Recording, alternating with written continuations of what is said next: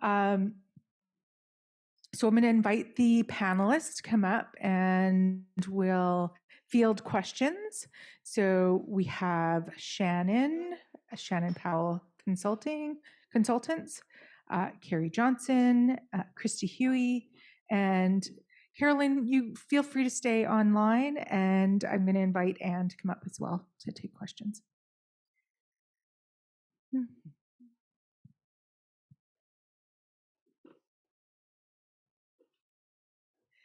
Okay, who's got a first question? Do you want to ask a question? I can handle it.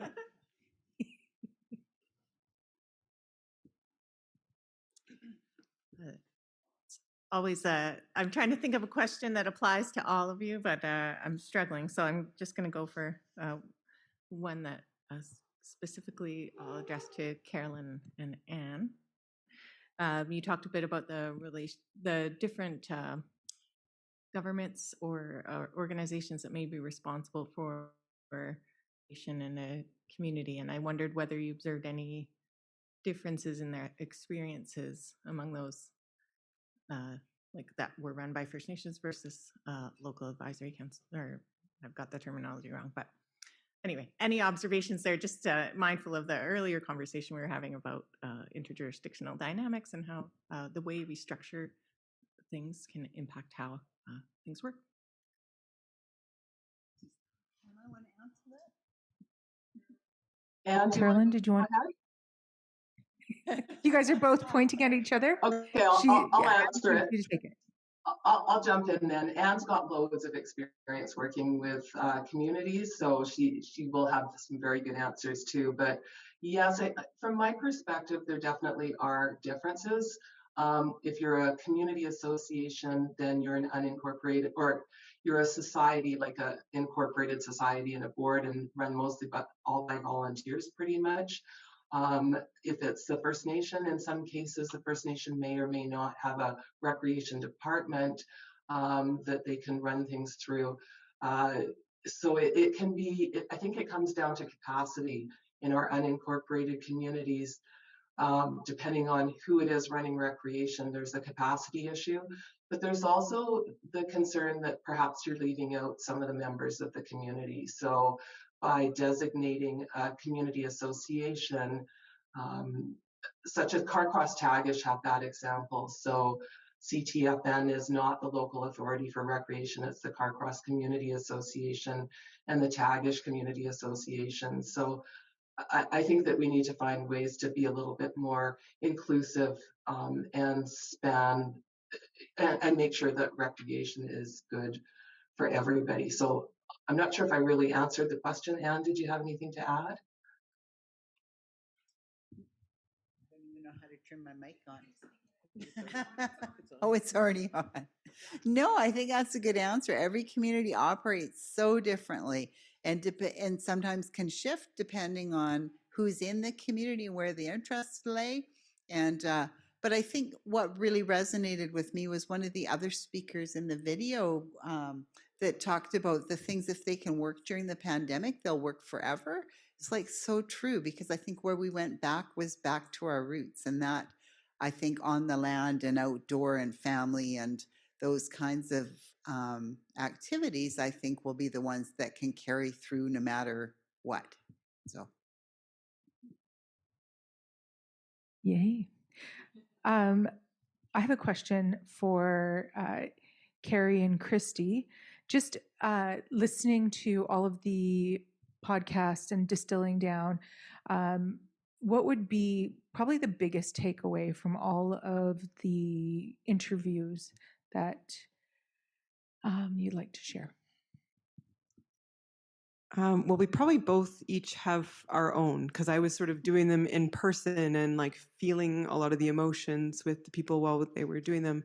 And I think, I mean, what I felt really privileged to get to do was speak about adaptation and the importance of community with so many people. And I think, and I just got back, I'm feeling really jet lagged because I was in Ontario, and speaking with my friends and family there, realizing they really didn't have that. And so I think that was really a huge strength that we had in the Yukon. It's what we're already really good at doing is being part of community and working together. And that's what the podcast was there for. When we were all super disconnected, it was Lauren from Yukon Struct who reached out to me and said, "Can you just do something? Like, just do something. I don't know what it is." And I was like, "Well, I'll call my accountant and we'll have a podcast series." And that's that's how it began. And that's because and it was just a snowball effect of, okay, well, who should I speak to next? And that recommendation would lead to the next one. And that's how that community was built. I mean, very well put, yes. Coming in and having watched them kind of after the fact and be looking at it through, I think, a slightly different lens, collaboration was like a huge key part of that. The communication between businesses, the openness and willingness to talk about their experience and try to make it so that their experience might not become someone else's. Like that was a huge piece, was just about the helping, supporting, how the community came together. And you don't really see that in other places, especially. So I think that Yukon spirit really came through, and I think Yukon spirit is entrepreneurial spirit. So that was really cool. I think that was a tweetable moment. Yes. Michelle? I have a very specific question for you, Shannon, and that was your slide about the uptake of the territorial response, where you saw sort of 1%, 1%, 1%, and then 0% versus the federal programs that were provided. And I'm wondering if you have any reason as to why the territorial response, like the programs that were offered to businesses through the territory, were really not taken up versus the federal? Is it because they came later and people were fearful after what happened with CERB, or? No, I think when you look at the original one that most people applied to was CERB, and CERB was just acknowledging you weren't working, and it was a lump sum of money to acknowledge you weren't working and you weren't able to do your regular work. All the Yukon programs were really connected to, here's your business expenses and you have to show us your rents, and you have to, or you know, you like the sickness, they needed to, there was just a lot more like very specific to almost like a building. You needed to be in a building with, and they weren't at all kind of, they didn't translate to a trapper who is out on the land and can't get to their trap line and can't make that money. So I think the reason the federal programs were more participated in is because they were lump sum money to recognize the circumstance, not the structure. And so when you talk to people who took advantage of the programs, many of them had storefronts and employees, and they were able to take part in a lot of those programs because they were kind of set up around somebody who owned a building and had a business that was in a structure. So that's why I think the programs for the federal were just, we understand you're not working, here is money to cover you until you can get back to work. And so that's why that original CERB the uptake was so high. And that's why like the sick benefit of watching somebody who is sick, or those, again, it was circumstance, your structure, and how you were being impacted by that structure. Thank you. That's very important differentiation. Go CBC. Hey, this is Ralphson with CBC. Just following up on that question.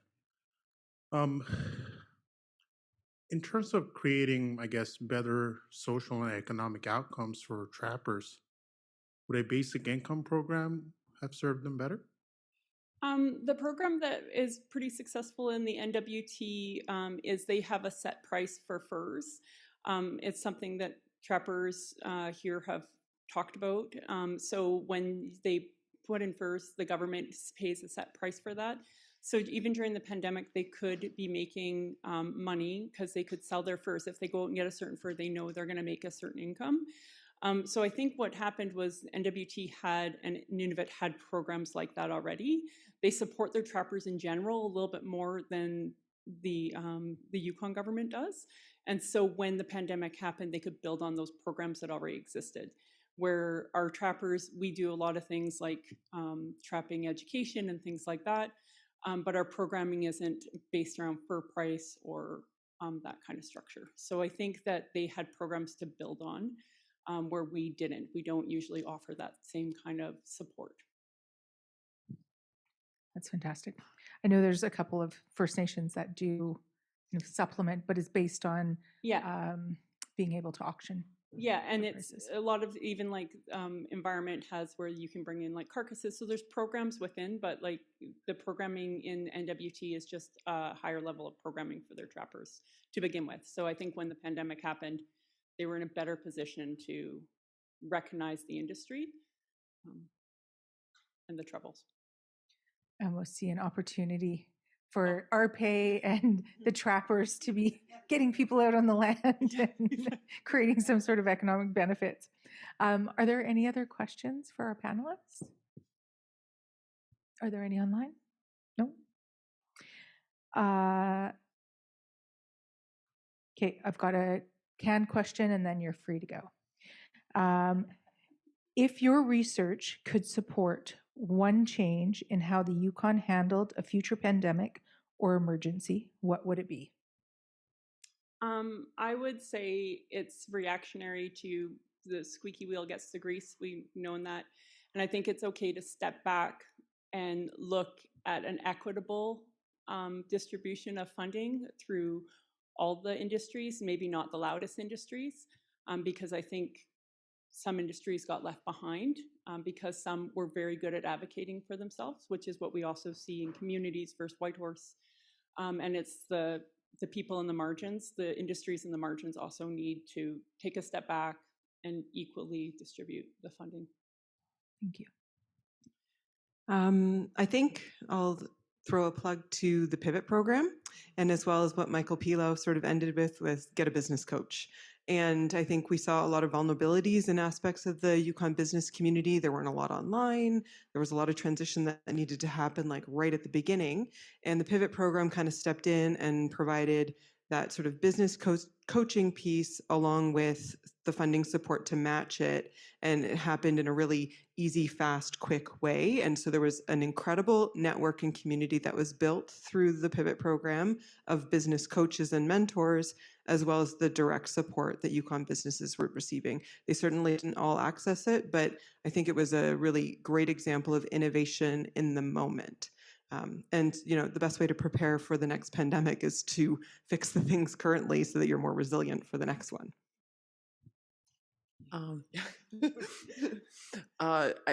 Basically what Kari said, I was thinking more tailor-made programs. Similar, you really sparked that with yours, that there's obviously either really large industries or louder industries, and those were the ones that probably received more support. And just your note about circumstance versus the other, that was something we also found in ours is, for example, tourism-based operators who live out on the land and are really maybe more remote definitely struggled more with filling out all of that paperwork and funding applications. And so they were less likely to maybe access some of that. So thinking about, I guess, the client of how you access that. And I think we did that as researchers, in that people talked throughout today about meeting people where they're at.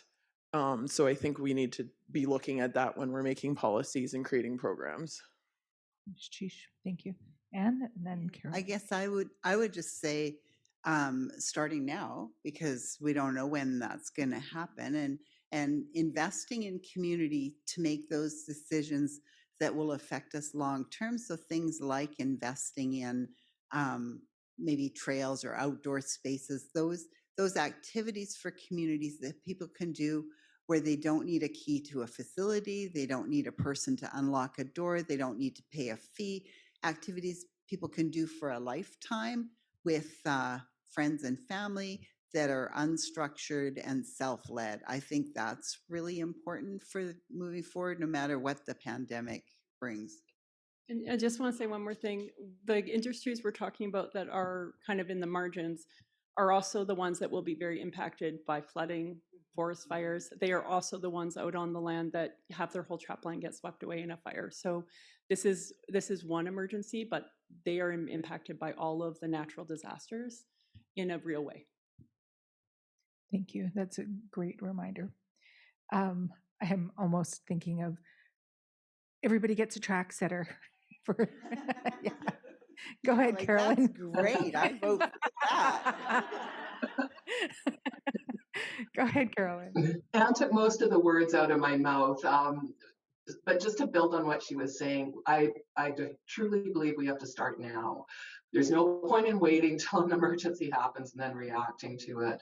And so to build on what Anne said, a lot of the change it's systemic. So we need to rethink how we do recreation, which means looking at the legislation that guides the support that comes from the territorial government to the communities, looking at the funding so that you don't have to go to 10 different places to get funding to do recreation.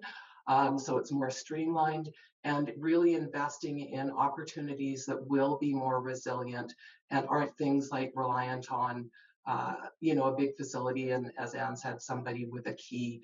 And I think that it's the pandemic is one type of emergency, and we were able to learn a lot from it. But there are, as Shannon just mentioned, environmental emergencies, but there's also other social emergencies that happen in our communities, and we need to just be stronger. And there's lots of things we can do now to prepare ourselves for that. So thank you.